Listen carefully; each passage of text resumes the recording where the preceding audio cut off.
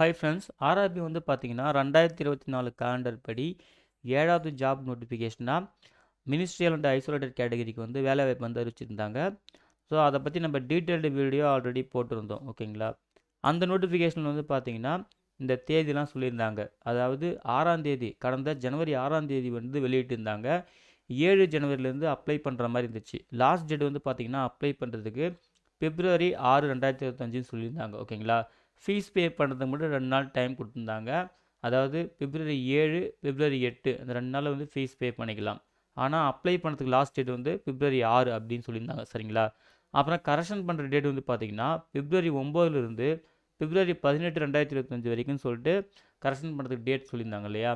இப்போ ஆர்ஆர்பி மறுபடியும் இந்த மினிஸ்ட்ரியல் ஐசோலேட்டட் கேட்டகரிக்கு வந்து ஒரு அப்டேட் வெளியிட்டிருந்தாங்க. அதாவது எதை பற்றின்னு பார்த்தீங்கன்னா டேட்டு வந்து ரிவைஸ் பண்ணியிருக்காங்க, ஓகேங்களா? ஸோ இந்த ரிவைஸ் பண்ண டேட்டில் வந்து பார்த்தீங்கன்னா இப்போ லாஸ்ட் டேட் வந்து பாருங்கள், அப்ளை பண்ணுறதுக்கு ஆன்லைனில் அப்ளை பண்ணுறதுக்கு லாஸ்ட் டேட் வந்து பழைய நோட்டிஃபிகேஷனில் 6 பிப்ரவரி 2025, சரிங்களா? அதாவது ஃபஸ்ட்டு வெளியிட்டிருந்த இந்த டீட்டெயில் நோட்டிஃபிகேஷனில். ஆனால் இப்போ ரிவைஸ் பண்ணியிருக்காங்க. அது வந்து 16 பிப்ரவரி 2025 மாற்றிருக்காங்க. ஒரு 10 டேஸ் வந்து எக்ஸ்டெண்ட் பண்ணிட்டாங்க. அப்புறம் ஃபீஸ் பே பண்ணுறது வந்து பார்த்தீங்கன்னா 17 பிப்ரவரி 18 பிப்ரவரி 2025ன்னு சொல்லிட்டு 2 நாள் எக்ஸ்ட்ரா டைம் தராங்க, ஓகேங்களா? அப்புறம் கரெக்ஷன் பண்ணுறதுக்கு வந்து பார்த்தீங்கன்னா 19 பிப்ரவரியிலேருந்து 18 பிப்ரவரி வரைக்கும் சொல்லிட்டு கரெக்ஷன் பண்ணுறதுக்கும் ஒரு 10 டேஸ் கிட்ட வந்து டைம் தராங்க. ஸோ இந்த டேட் வந்து நீங்கள் நோட் பண்ணிக்கோங்க. அது கூடவே இதில் வந்து பார்த்தீங்கன்னா இந்த இந்த டீட்டெயில் நோட்டிஃபிகேஷனில் பிடபிள்யூடி கேண்டிடேட்டுக்கான சூட்டபிலிட்டி அது வந்து இந்த ஒவ்வொரு அந்த போஸ்டிங் வைஸ் அதில் வந்து பார்த்தீங்கன்னா சொல்லியிருந்தாங்க, ஓகேங்களா? ஒவ்வொரு போஸ்டிங்கும் பிடபிள்யூடி கேண்டிடேட்டுக்கு வந்து எந்த மாதிரி சூட்டபிலிட்டிலாம் இருக்கலாம் அப்படின்னு சொல்லிட்டு இதிலே சொல்லியிருந்தாங்க. அதாவது இந்த போஸ்ட் பேராமீட்டர்ஸில் வந்து பார்த்தீங்கன்னா மொத்தம் வந்து ஒரு 68 கேட்டகரி போஸ்ட் இருக்குது. ஸோ அந்த அந்த போஸ்ட்டுக்கான பேசிக் பே என்ன, மெடிக்கல் ஸ்டாண்டர்ட் என்ன, மினிமம் ஏஜ் மேக்ஸிமம் ஏஜ்னு சொல்லிட்டு சொல்லியிருந்தாங்க. அப்புறம் பிடபிள்யூடி கேண்டிடேட்டுக்கான சூட்டபிலிட்டியும் அதில் சொல்லியிருந்தாங்க, சரிங்களா? ஷார்ட்டாக சொல்லியிருக்காங்க.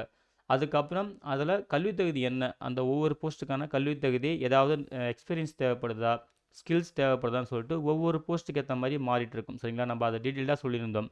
அதே போல் இந்த நோட்டிஃபிகேஷன் வந்து பார்த்தீங்கன்னா பிடபிள்யூடி கேண்டிடேட்டுக்கு வந்து ஒரு டீட்டெயில்டான சூட்டபிலிட்டி கிரைட்டேரியா வந்து சொல்லியிருக்காங்க, ஓகேங்களா? ரிவைஸ் பண்ணியிருக்காங்க தான் சொல்ல முடியும், சரிங்களா? ஸோ இதில் வந்து பார்த்தீங்கன்னா ஷார்ட்டாக சொல்லியிருக்காங்க, இதில் ரிவைஸ் பண்ணி சொல்லியிருக்காங்க, ஓகேங்களா?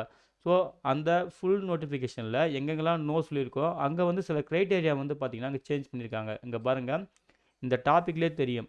As given in annexure A of the C N 07/2024, அதாவது ஃபுல் நோட்டிஃபிகேஷனில் இந்த மாதிரி இருக்குது. இப்போ நாங்கள் இந்த மாதிரி ரிவைஸ் பண்ணியிருக்கோம். நீங்கள் பிடபிள்யூடி கேண்டிடேட்டாக இருந்தீங்கன்னா நீங்கள் க்ளீனாக செக் பண்ணிக்கோங்க. அதே போல் எந்தெந்த போஸ்ட்டுக்கு நீங்கள் எலிஜிபிள், அந்த போஸ்ட்டுக்கான கேட்டகரி நம்பர் என்ன, அதை டீட்டெயிலாக கொடுத்துருக்காங்க. ஸோ அந்த போஸ்ட் நேமோட கொடுத்துருக்காங்க, சரிங்களா? ஸோ ஒவ்வொரு போஸ்ட் நேமுக்கும் கேட்டகரி நம்பர் ரொம்ப ரொம்ப முக்கியம். ஸோ நீங்கள் எந்த கேட்டகரிக்கு வந்து ப்ரிஃபரன்ஸ் தரீங்களோ அந்த கேட்டகரிக்கான சூட்டபிலிட்டி என்னன்றதை இங்கே பாருங்கள், டு பி ரீடர்ஸ் அப்படின்னு சொல்லிட்டு இந்த டேபிளில் நீங்கள் கிளியராக செக் பண்ணிக்கலாம். இங்கே இருக்குது பார்த்தீங்களா, விஐலேருந்து விஐஎல்டி ஹெச்ஐ ஓடி எம்டி. ஸோ இந்த காலம் கிளியராக செக் பண்ணிக்கோங்க, ஓகேங்களா? நீங்கள் எந்த போஸ்ட் அப்ளை பண்ண போகிறீங்க, எந்த போஸ்ட்டுக்கு ப்ரிஃபரன்ஸ் கொடுக்க போகிறீங்க அப்படின்றது. ஸோ இங்கே இருக்கிற அந்த ஷார்ட் ஃபார்முக்குலாம் வந்து பார்த்தீங்கன்னா அவங்களே அப்ரிவேஷன்ஸ் கிளியராக கொடுத்துருக்காங்க, ஓகேங்களா? விஐனா விஷுவல் இம்பேர்ட், அதே போல் வந்து பார்த்தீங்கன்னா எல்டினா அப்படின்னு சொல்லிட்டு கிளியராக கொடுத்துருக்காங்க. ஸோ நீங்கள் வந்து தெளிவாக வந்து செக் பண்ணிக்கலாம் உங்களுக்கான சூட்டபிலிட்டி. அதே போல் இந்த மினிஸ்ட்ரியல் ஐசோலேட்டட் கேட்டகரிக்கு வந்து பார்த்தீங்கன்னா மொத்தம் ஒரு 1036 வேக்கன்சி இருக்குது. 68 கேட்டகரி போஸ்ட் இருக்குது, சரிங்களா? 68 கேட்டகரி போஸ்ட் இருக்குது. ஸோ அதே போல் ஜோன் வைஸுமே அந்த வேக்கன்சிலாம் வந்து பிரித்து கொடுத்துருந்தாங்க. நம்ம ஆல்ரெடி சொல்லியிருந்தோம், ஓகேங்களா? நம்ம சென்னை ஜோனுக்கு வந்து பார்த்திங்கன்னா அவுட் ஆஃப் அந்த 67, அதாவது 68 கேட்டகரிக்கு பார்த்தீங்கன்னா நம்ம சென்னை ஜோனுக்கு வந்து ஒரு 19 கேட்டகரிக்கு வந்து பார்த்திங்கன்னா போஸ்ட் சொல்லியிருக்காங்க, ஓகேங்களா? ஸோ இதுதான் வந்து நம்ம சென்னை ஜோனுக்கான வேக்கன்சி. மினிஸ்ட்ரியல் ஐசோலேட்டட் கேட்டகரிக்கு ஒரு 19 கேட்டகரிக்கு மட்டும் போஸ்ட் சொல்லியிருக்காங்க. ஸோ நீங்கள் தெளிவாக வந்து செக் பண்ணிக்கலாம், சரிங்களா? நீங்கள் உங்களுக்கு எந்த போஸ்ட் வந்து கரெக்டாக எலிஜிபிள் வரீங்க, ஸோ அந்த போஸ்ட்டுக்கான உங்களுக்கு வேக்கன்சி என்ன கம்யூனிட்டி வைஸ் கொடுத்துருக்காங்க. அதே போல் நீங்கள் பிடபிள்யூடி கேண்டிடேட் தான் இருந்தீங்கன்னா உங்களுக்கும் வந்து கொடுத்துருக்காங்க. நீங்கள் தெளிவாக செக் பண்ணிக்கலாம், சரிங்களா? ஸோ ஆல்ரெடி இதை பற்றி நம்ம டீட்டெயிலாக வீடியோ போட்டிருக்கோம். ஃபீஸ் வந்து பார்த்தீங்கன்னா ஆஸ் பர் தர் ஆர்ஆர்பி ஃபீஸ் தான். அதாவது பிடபிள்யூடி கேண்டிடேட் எஸ்சி எஸ்டி இவங்களுக்குலாம் வந்து பார்த்தீங்கன்னா 250யும், அதுக்கப்புறம் ஆல் அதர் கேண்டிடேட்லாம் வந்து 500 சொல்லிட்டு நம்ம ஆல்ரெடி சொல்லியாச்சு. நீங்கள் தெளிவாக ஒரு டைம் நோட்டிஃபிகேஷன் பார்த்துக்குங்க.